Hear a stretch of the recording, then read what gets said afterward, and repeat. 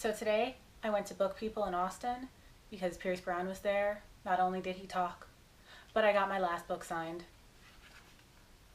Now I have all three signed. Yes. Hi, this is Ashley and I'm here to talk about Morningstar, book 3 in the Red Rising series. This is the final book in the series, and while in the beginning part of this video I am not going to spoil anything that happens in this book, you will kind of get spoiled from the previous two books as I briefly talk about what I liked and I didn't like about this. And then I will have a spoilery video that will be going up at the same time as this one. So like I said, this is going to be a completely spoiler-free review. I want to be able to talk to you about the things that I loved about this book so that anybody can look at this review, but then I also want to get into some nitty-gritty spoilers in my other video. So if you have not read Morningstar, feel free to keep listening. But if you have not read Golden Son and Red Rising, you may want to turn away.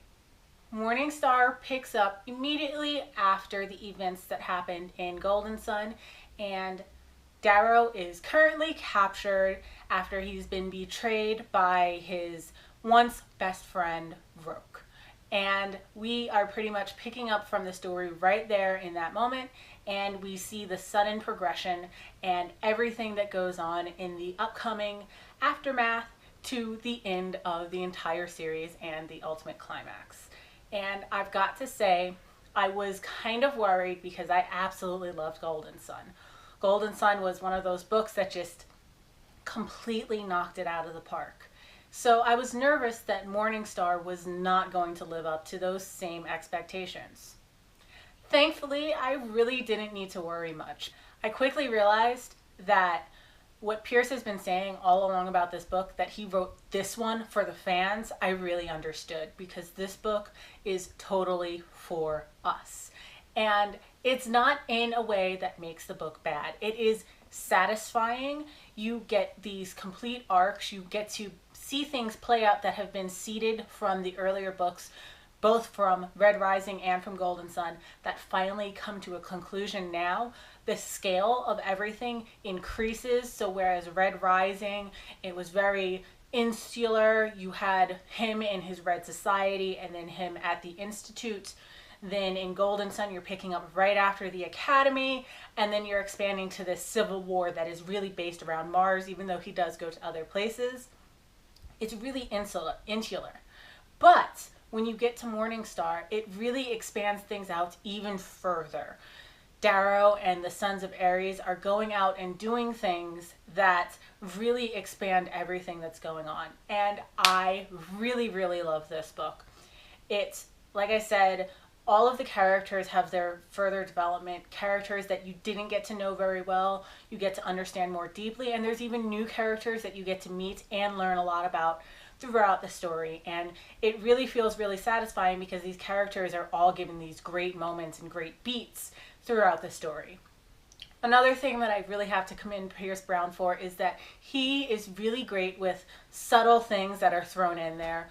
I took notes this entire time and I was constantly picking up on little jokes and references both to our world and to things that he has in interviews talked about him enjoying and liking.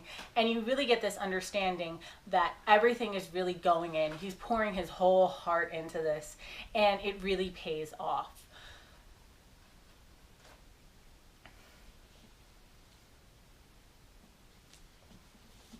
This is a book that isn't afraid to throw punches. It's going to hurt you. It's going to rip your heart out and it's going to spit it out, and it's going to also make you cry. It's going to make you laugh. It just pulls from so many different areas because what it's constantly doing is taking the ground that you're standing on, uprooting it, and by the time you get back to your feet where you're finally able to understand, it's getting ripped out under you again.